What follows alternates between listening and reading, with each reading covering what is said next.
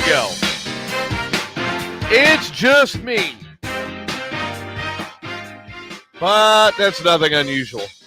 I'm TJ. This is Mayhem's Amigos After Dark. I don't have a Steve. Adam is still out handling family stuff. Matt 420's got some other things of his that he's dealing with. And boy, what a week. What a week so far. I hope everybody had a great Labor Day and you really enjoyed yourselves and it was just a good time. And man, we had just one hell of a PLE with Clash in Paris, but Raw on Monday night, the follow-up. Boy, now they're really hinting towards some stuff here, and you never know what's going to happen. But there are a few things that go, and one of the biggest ones is, remember, everything counts. Everything counts with how this is unfolding in WWE now. So you have Becky Lynch come in and cost CM Punk a match again that he had won. Stacked odds, and he had Seth Rollins beat. And Becky Lynch now comes in, and she's the one that does it the same way and gets Punk out of it by getting him in the nuts, which is ridiculous, right? I'm just blown away by it. So then we get to Monday night, and here comes Becky again, and she just has her hands all over him and running Punk down into the ground, and Punk says, I'm going to make Seth Rollins regret ever cashing in on me. And he looked at her and he goes, and I'm going to make sure that you regret ever putting your hands on me. So immediately, everybody goes into wild speculation. They start saying AJ Lee. Don't get me wrong. Punk's wife, AJ Lee, to see her come back and take this on, I would be ecstatic. I'd love to see that. But there's a little doubt there. There's a shred of doubt. Because you had Rhea Ripley and Punk talking backstage. Could it be Rhea Ripley? Or is it what everybody is saying it is? Is it AJ Lee? It's a good question.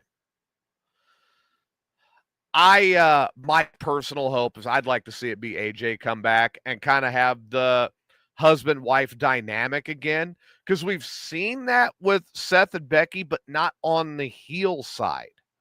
We've never seen that with Punk, and I really want to see how that would unfold. And I think that would be your biggest cash in, especially with the switch to ESPN now coming so fast. And you have this WrestlePalooza, I guess is their new one, literally right around the corner. Not to mention tomorrow night they're in Chicago. Give me a better way to have Chicago pop than to have CM Punk and AJ Lee meet Seth Rollins and Becky Lynch in the ring. Yeah, Cindy, it looks like I'm by myself tonight. We're going to get into a little bit of deeper stuff tonight, too. I've had a couple things presented to me, and I kind of want to address them, and I want to talk about them. But I wanted to get to the fun part now. I was kind of waiting on Steve to show up, but I guess Steve's watching football or cleaning himself or something, and everybody else has got stuff going on. And I just got off the air on Southern Fried Radio, which I'll tell you guys what. I started that new show over there. My debut was Monday. Leave it to me to pick Labor Day of all days to debut. And then we've got another guy over there that does Thursday nights, but he doesn't make it all the way through. So I picked up 6 to 8:30 to give me a half hour to prep to do this show. So I've got Thursday nights as well on Southern Fried Radio. And just to kind of have that step back and to be able to do that and play music and kind of go back to where I started has been this amazing breath of fresh air. And I've just had a blast doing it. 3 hours goes by just quick as can be. It blows me away by how fast it passes. And then, it's back to the regular day and back to the grind. The chat room's a lot of fun. I really do. I have a lot of fun doing the show over there. And it's a different show. I mean, I've still got a little bit of satire in there, but I'm playing more music. And I do talk, and I love it when my chat room is interactive, and I've got an interactive chat room there as well. So, I really do have a lot of fun broadcasting over there. And I just thank you to, Steve and Rhino and everybody over there for inviting me in and allowing me to become a part of the family and let me do the show. I appreciate it. And I've enjoyed every minute of every single show I've done. I can't thank anybody enough. But brought up today, and I'm glad that I've got people that are here and they can go ahead and chime in. Brought up today was a comment. And I'm not going to say where it came from. I don't want to do that. That's not what I'm going to do. But the comment was, women, when they are looking at a potential partner, are all about the money. That's all they're looking for. That's it. It's money. Money, money, money, money, money. Doesn't matter whatever, anything else that you have to show for it. It's all about the money. And I said, and this kind of expands on the thought that I brought up there. I'm going to expand on it. And I said, I think the money is a part of it, but it's more looking for security and safety and comfort and knowing she's not going to be on the streets because she's with this guy and trying to make this work. And I really believe that's kind of more, the stability is more of what a woman is looking for in a potential partner. And I brought that up, and I got told I was lying, and that my taste in previous relationships was proof that I didn't know what I was talking about. And that that wasn't the case. And I go, no. So I posted on, I did a brief version, but I posted on Southern Fried chat room tonight while I was on the air. And the responses were safety, security, stability. Yeah, that I was on the right track. I was hitting the head.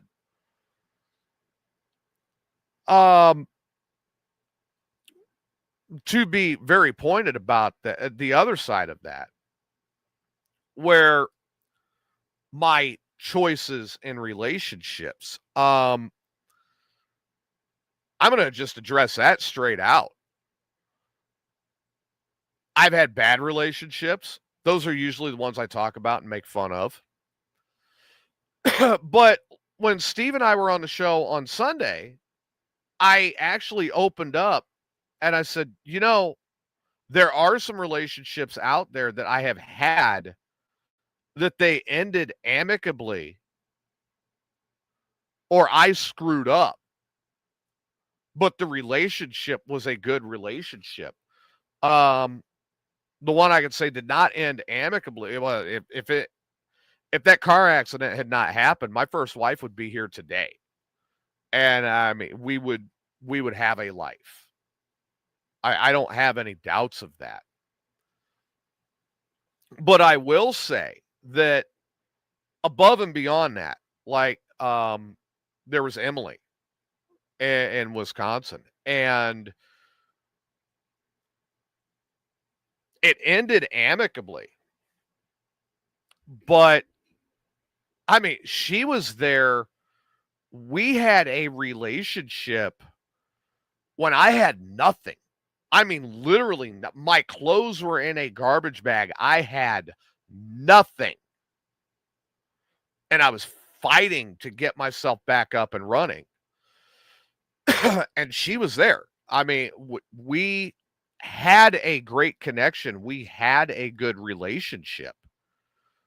But I chose to return to Illinois and handle a few things there and try to rebuild so I would be better. And it was just the distance that killed us at that point in time. I brought up Ariana. Up until the night that I had that flashback, Ariana and I had a fantastic relationship. I was a taxi driver. I was not making a mint. I made enough to pay my bills. We had food. We could go out once in a while. I was a taxi driver. I was not making a lot of money. She was there. And honestly, if that flashback had not have happened that night, she would probably still be here today.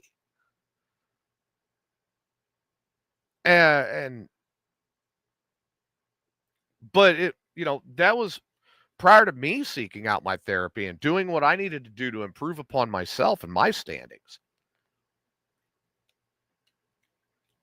There was one just a few years back that I actually discussed on the air. Her name was Red. Well, that was what we called her on the air. Her actual name was Holly. And I had just gotten out of a really bad relationship at that point. And what happened there was she gave me a promise. And then instead of fulfilling that promise, she ended up going out and getting high. Well, the bad relationship that I had prior to when she and I were going to try and see what would happen, it ended because the previous relationship had ended because of drugs. And I was not going to put myself back into that position. So that's where that stopped. And Holly passed away a few weeks later. Hey, what's going on, Mikey? And I mean, I'll tell you guys, that I've carried that now, and I'll, just being very, very frank about it. I've carried that now for a few years, and I carry some blame on myself. I put some blame on myself because her passing was not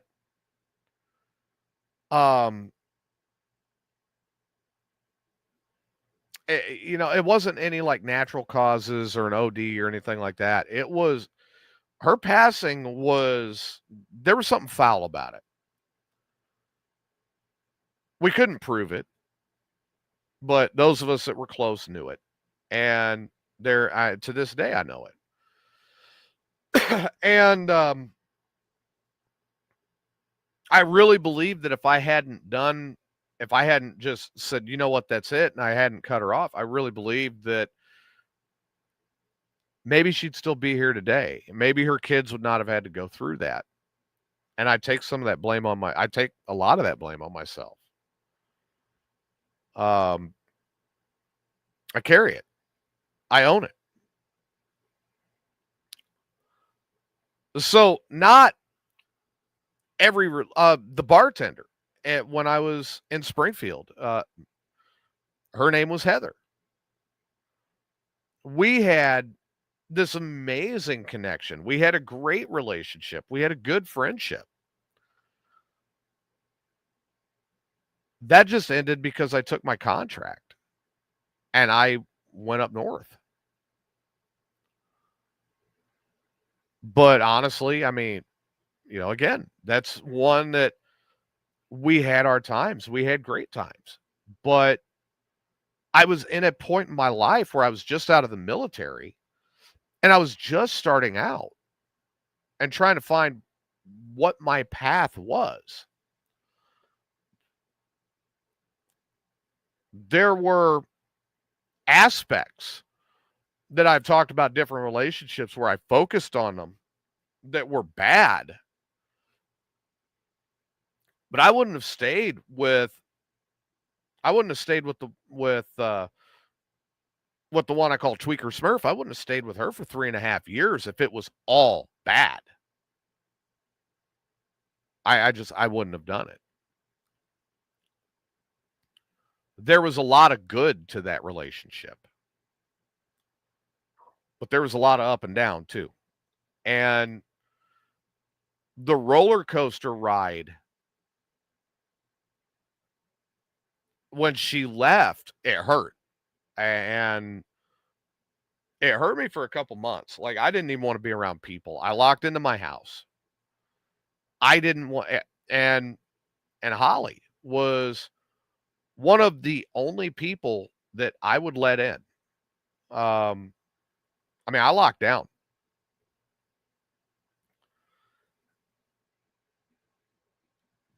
You know, when I finally had the chance to sit down and think about it and get out of my own misery and really be honest about it, it was the best thing that could have happened for both of us. And I kind of turned that into a happiness, because she did bring a lot of turmoil into my life. But again, the whole relationship was not bad. Now, she was a little bit of a different scenario where money was tight. There was a reason. But the one thing that was unchanged is throughout every single relationship I've had, I don't think it was ever about the money. I mean, my ex-wife, Riley's mom, she stuck it out. How's it going, Volk? She stuck it out until I started driving over the road. And then when I started being gone all the time, it was only a matter of time. And then she flew the coop. We were having problems. I really thought me going out over the road and making a better living and doing that would solve a lot of them. It didn't. I think it exacerbated the situation to the point that it just pushed her out the door. And I'll be honest, after I'd had a little bit of time and reflection, that was the best thing that could have happened. So, I would love to hear you guys' opinions on this, because, again, I digress. And oh, you're going down to Gateway, you're going to the races, huh? So, to digress a little bit, when you have women looking at potential partners, I think that there has to be an attraction there. I think that she needs to feel safe. She needs to feel like she is going to be secure with that potential partner. She needs to feel no fear of winding up in a very unappealing situation.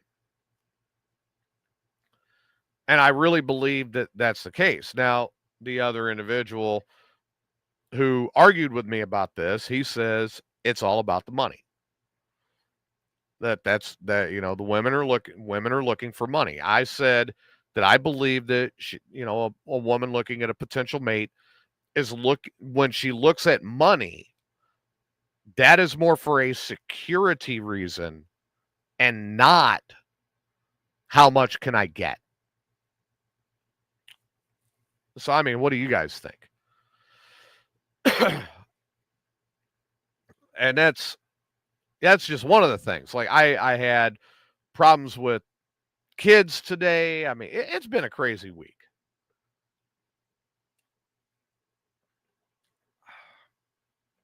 I've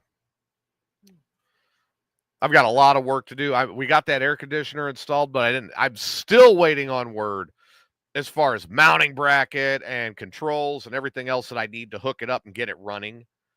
But no, still don't have it. I've got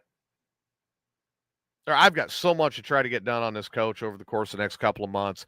And I've still got to hire a lawyer. Well, I've got the lawyer hired. I've got to get her money, get her to work. But there's so much to do and so little time to do it. And it just feels like I'm under the gun right now. And to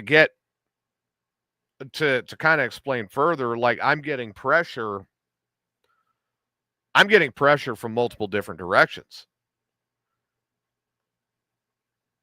And these shows, the podcasts here, the Southern Fried Radio Show, these are supposed to be my release to kind of get away from that, just like the bike, to get my break, not to compound everything else I've got going on. You know, and I've told everybody that's on the program that if there's a problem, to call me. Not text, call. There's a reason. I'm always working. When I'm working, I'm driving a truck. I'm a commercial driver. I hold a CDL. That's what I do for a living. Well, this is Texas, folks. If I'm caught texting on my phone while operating a commercial vehicle, that's jail time here. Not only that, that's my job. That's and then they're going to yank my CDL. So that's the end of my career. And I'm on camera all the time at work. All the time. So when someone insists that no, it's got to be this way, and it's a text or something like that, when I go, call me, and turns around and tells me no, because this is how we're going to do it, that's, again, that's basically telling, and this is how I took it, it's basically telling me, fuck your career. I hope you lose it. I hope you wind up on your ass. That's literally how I took that. Like, oh, okay, well, here you go. Here's the finger. I'm going to do what I want, and I hope you lose everything.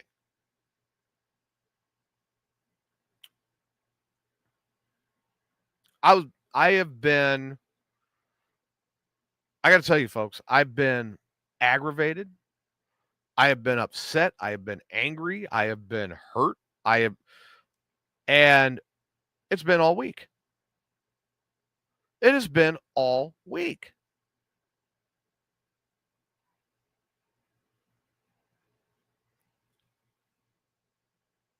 And I did something that I haven't had to do in years. I booked an appointment with the therapy department at the VA. Like, I need to go in and talk to somebody. I can't talk to my friends because they all have their own lives, and I'm not going to drag them down with it. My family either A, does not understand, but they'll give an ear, or B, they simply just don't care. It's one or the other. So I don't lean on my family with this stuff a lot. I don't talk about it. Tonight's going to be a little different because I am by myself and I don't talk about a lot of this um, on here because I feel like my job as a broadcaster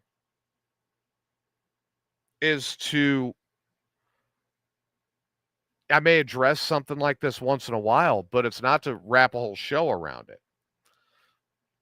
My job as a broadcaster is to give you guys a chance to not think about what's going on in your lives for a while and let you have some fun and to kind of take, even if it's just a little piece of it, take what's going on that you're dealing with and kind of put it on my shoulders to give you that break. And I mean, my God, that's why I love doing the shows that we do. I really do. But that's always how I've taken it. And as you guys know, I mean, there was only a small time frame there that I was missing shows. And that's because I was getting everything established here. But the fact of the matter is, if you guys have been listening for a while, like Mike, I know you've been listening for a long time now. If you think about it, I don't skip or miss shows unless there is something major that's going on. Because as a broadcaster, and I, at one point in time, a professional broadcaster at that, my job as a broadcaster is to always look out for you guys first. And I have a responsibility that even if it's not something that we normally do, I have a responsibility to deliver that. And I take that responsibility to heart.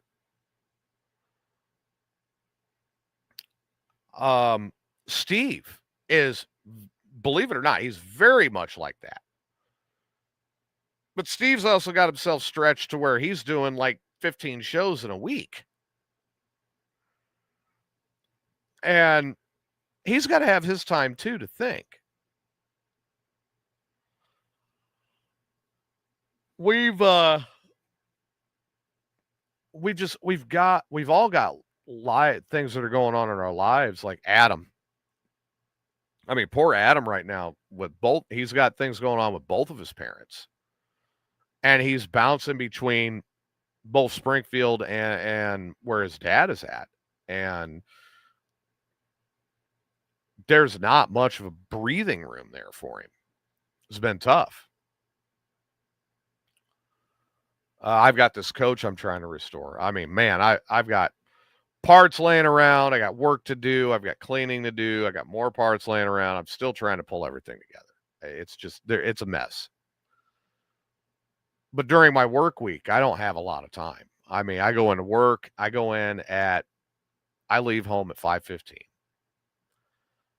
I get to work about 5:45, clock in, pre-trip, get my truck ready, get going, and then I'm on the road.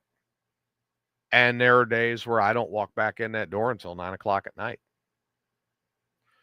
Most days I'm usually home no later than 5 or 6. Today was a little bit of an odd one. I made it back home by 3.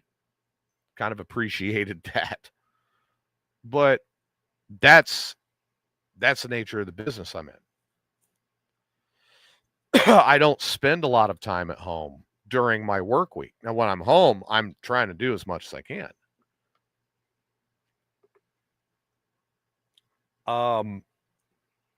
But I'm also making sure that I'm dedicating that time, the time that I have allotted, I'm dedicating some of it to my listeners, my fans, people who have supported my broadcasting and continue to do so. And I don't talk about it, and I don't complain about it, and I don't bring it up because it's mine to carry. I accepted that when I became a broadcaster. Geez, 21 years ago.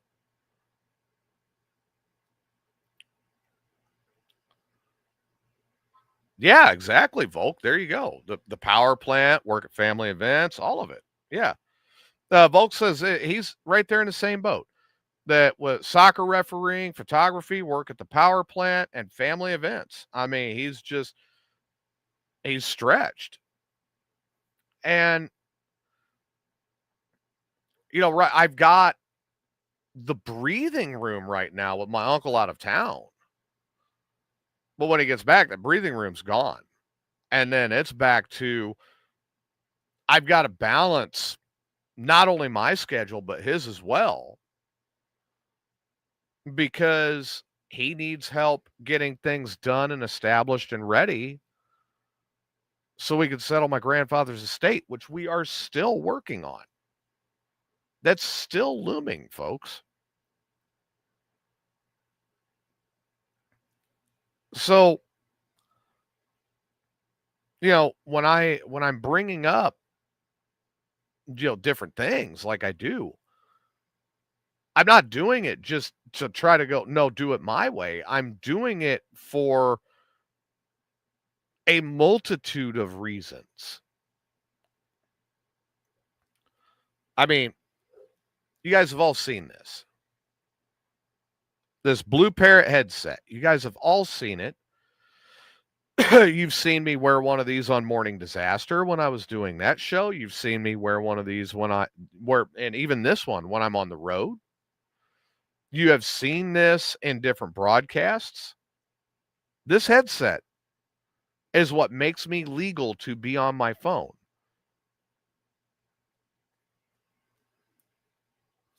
And I've got the money wrapped into it for a reason. And that's why I tell people to call me. Now that's a Blue Parrot BX250, which is the one I really like. I've always liked the 250. This one is the B250 XTS. I'm sorry, that's its nomenclature. I've always preferred it because I've got a lot of clarity out of the speaker. But I have noticed over the last couple of years, especially, that my hearing in my left ear is getting worse, which is what I usually wear it on. Unless somebody is really speaking into their microphone, I cannot hear them. Now, when they speak into the microphone, I can hear them. But if it's like, oh, I'm going to throw my phone over here on the kitchen counter and I'm going to walk on the other side of the kitchen and try to talk over the kitchen to the phone, I can't hear them. And I keep saying, what, huh, and it annoys me. It annoys the living snot out of me, actually. Steve, when I talk to Steve on the phone, he puts it on speaker, he sets it on his chest, and it's right there. And I hear him so well. And the only time I don't hear him is if he turns his head or something, and then I don't hear him. But I hear him perfectly otherwise. I can have a conversation with Steve on the phone.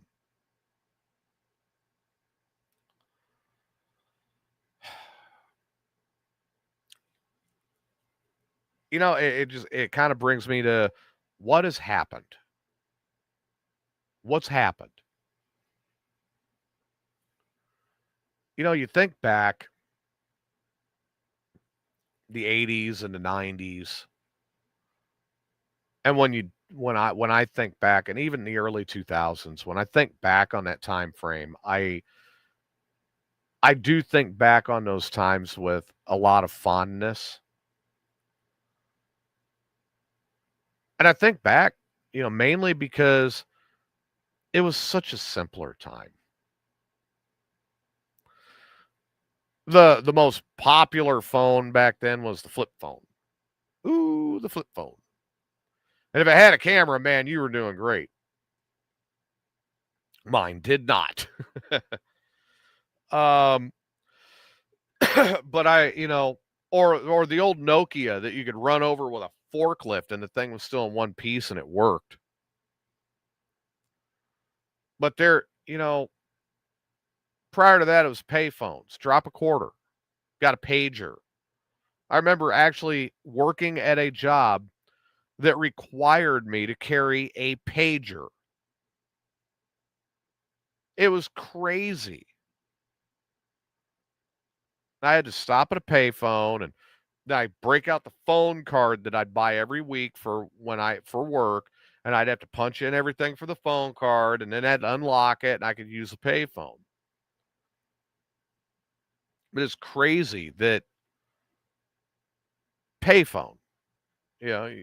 Some of you guys may be too young to remember the payphone. I remember the payphone very fondly.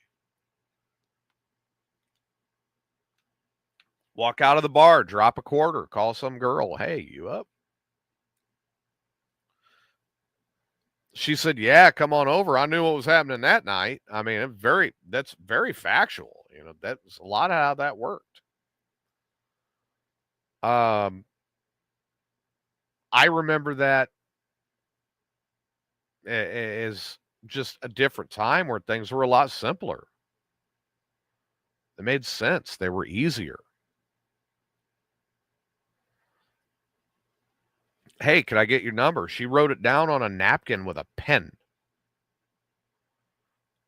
It wasn't, you know, here, let me have your phone, type in the number that way. It was literally write it down on a napkin or something with a pen. And when you'd get home and you'd sit down next to your phone and you dial the phone number because you wanted to talk to her and you got Pizza Hut, you knew that, yeah, she didn't want to talk to you. But if you dialed the number and then she answered, it's like, hey, yeah, hey, and it was one of those things where you kind of got the chance to really understand. You knew right away. Now there's so much playing around with this that we're not seeing it. We're not getting what we really hoped for.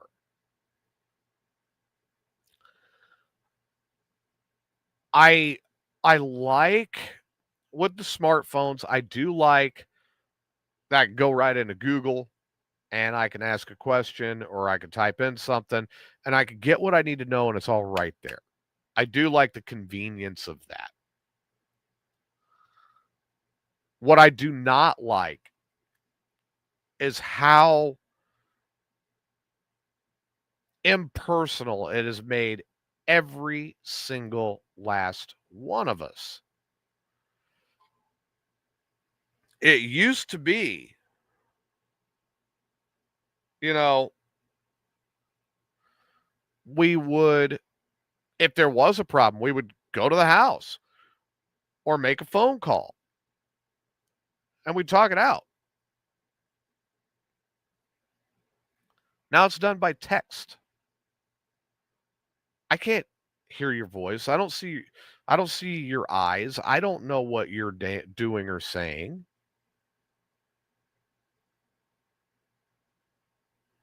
I'm guessing. And it's just I personally cannot stand text messages. You want to say something to me quick? Say it. You want to pop me a text. Hey, meet you at let's say I'm talking to a friend. Hey, I'll meet you at the bar at 5:30. Okay, cool.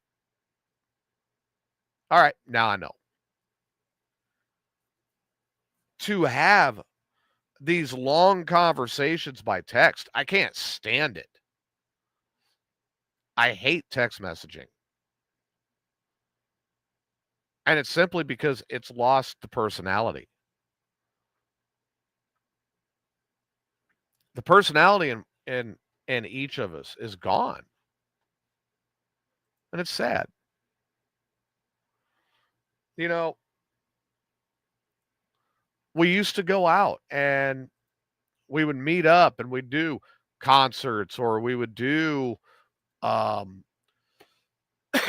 like 420 and Steve, they love the races. I used to do dirt track racing. I loved watching the races. I was a big World Outlaws fan. Um, I can honestly say that I haven't been to a race in a lot of years, and a lot of the reason is most of the time I can get a better view of it on the TV. The electronic age has actually taken some of the humanity away from us. And although it has made some things much more convenient, I think on the other side of it, it has made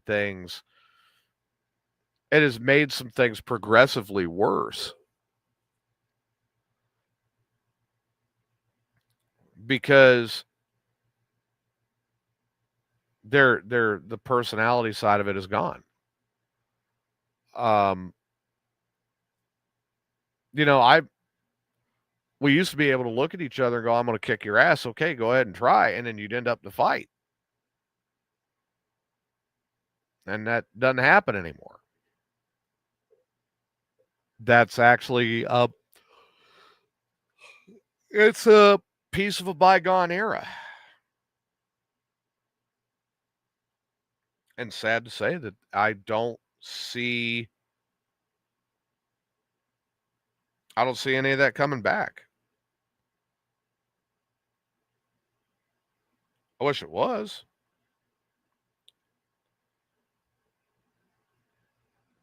I wish it was.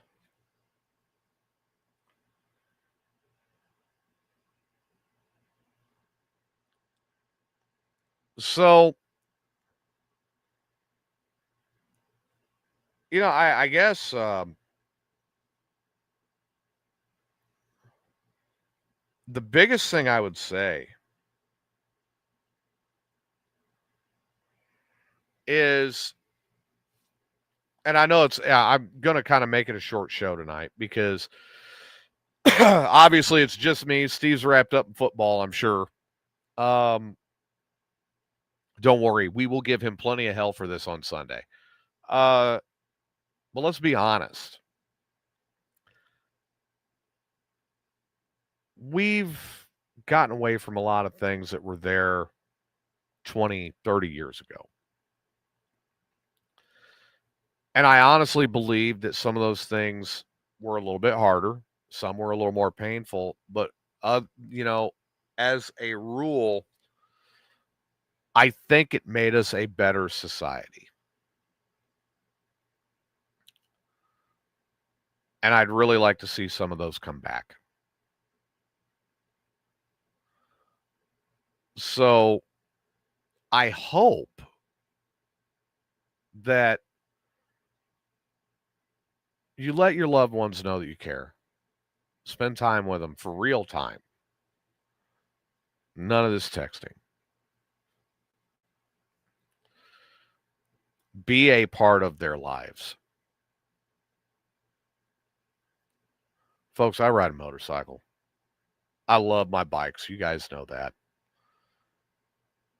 But the way I ride that thing, I don't know when my last day is. I know a lot of people that are praying for it to be tomorrow, but I don't know when it is. And the people who mean the most to me know it.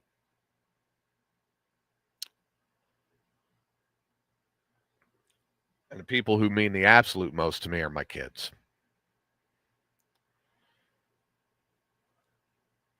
I haven't always been the best dad, but damn it, I try. So I guess in conclusion for tonight, I want to thank you guys for listening to me ramble on for a little bit and kind of taking some time away from your day. And I appreciate all of you. I appreciate everything you do. I appreciate you supporting us. I appreciate you catching the replays. I appreciate your comments. I appreciate everything you do. And I hope that you guys appreciate me as well. So, for the staff, for myself, I want to say thank you again. Vote, have a good time at the gateway. I hope it's a great race for you. Everybody else, take care, and I'll see you soon. Good night.